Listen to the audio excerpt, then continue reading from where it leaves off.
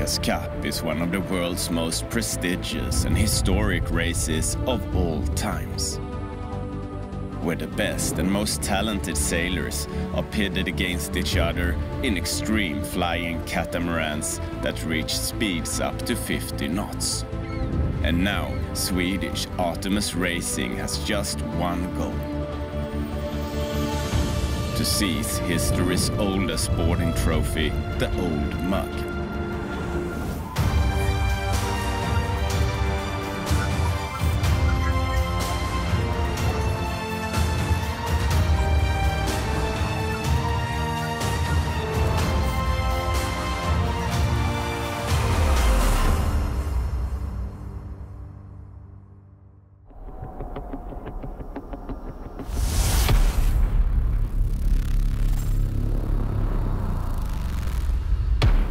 We use hydraulics on the boat to perform many of the functions on the wing, rudder, and dagger boards. The power for those functions are delivered to us from the sailors who manually turn hydraulic pumps. As long as the systems guys build us some good systems, we're happy to put the effort in.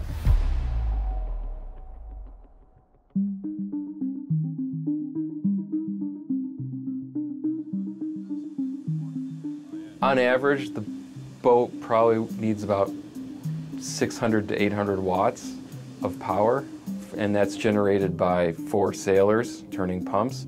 In terms of relating that, that's kind of the size of a microwave or a hairdryer in everyday life. Those are kind of in the same power range. So we take a lot for granted what we plug into the wall. The humans, they're just not all that powerful, even though they look strong and big. Can't grind enough, so it's almost impossible at the moment. We can't be good enough, and the better we get, the more power we can produce, and then the more they'll use. So it's a catch-22 situation. The power that the sailors can produce is limited, so we have to be really efficient in how we use that power. And a lot of our engineering and analysis goes into kind of balancing the functions and their importance and prioritizing that energy that's available to us.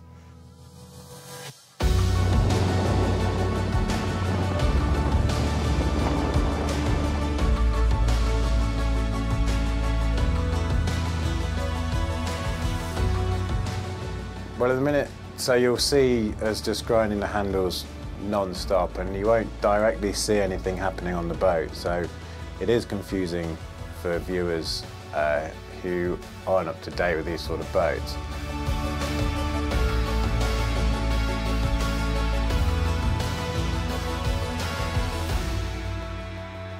It's a constant analysis and assessment of how we perform the functions on the boat, whether it's hydraulic or whether it's more traditional, a rope and pulley system. Because of the weight of hydraulic, we have to pick those functions very wisely. I mean, there's really kind of 3 things that we focus on, and it's weight, efficiency, and power.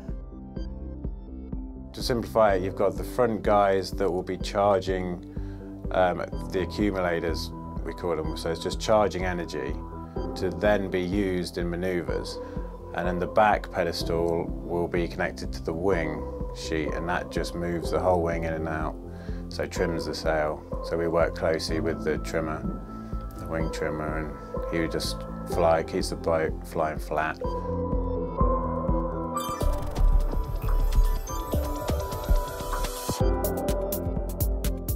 Well, I'm a pilot, so that's kind of my background, and it's natural that the surfaces you control are controlled similar to how surfaces are controlled on an aircraft, and that's primarily hydraulics. So we're borrowing a ton of technology from aviation and aerospace and bringing that into the boats, and I don't see that stopping on the path we're on right now.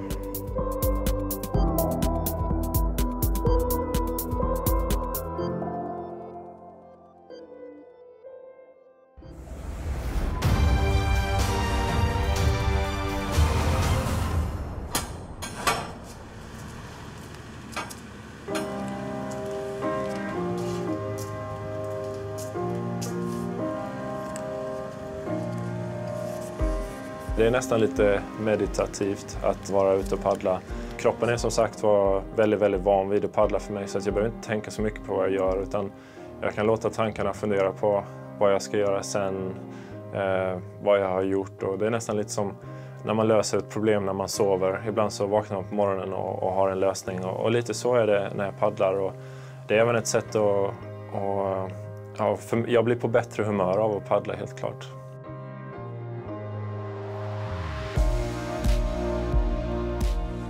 Jag har ju varit i landslaget i 14 år, så det är annorlunda nu när jag paddlar. Men det är också skönt på det sättet att där är jag ju expert. Så det är en skön balans mot att inte vara en expert på segelbåten. Så har jag ett område här på Bermuda där jag har full kontroll fortfarande.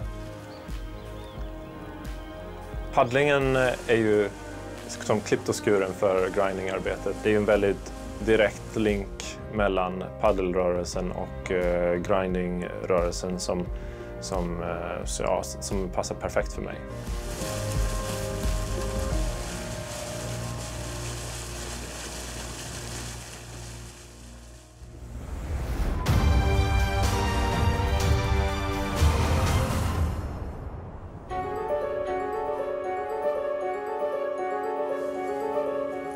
My name is Walker Potts. I'm with Team Artemis. I do safety diving and rescue medevac.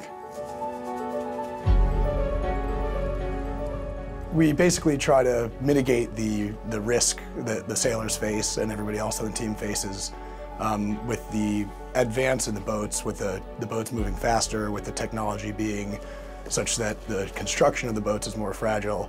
We do our best to mitigate the chances of someone being hurt. So we stand by to anticipate an accident before it happens, and then we are prepared to go in the water or jump onto the platform with our safety equipment and our medical expertise to extract someone from a disaster or an accident and get them to either urgent medical care or the hospital as quickly as possible.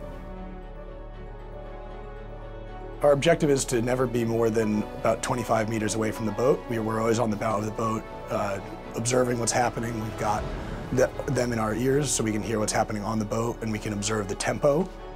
It lets us feel what they're feeling and hear what they're doing, and as well as observing very close so we can understand when an accident might potentially happen. And then hopefully our objective is to be on top of them within a few seconds, and we hope to have any casualties or injuries addressed and have the victim out of the water within a minute and a half.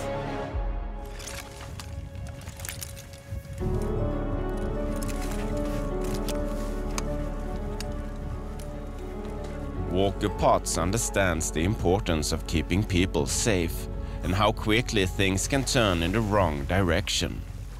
Between 2003 and 2008, he served with the US Marines in Iraq and Afghanistan.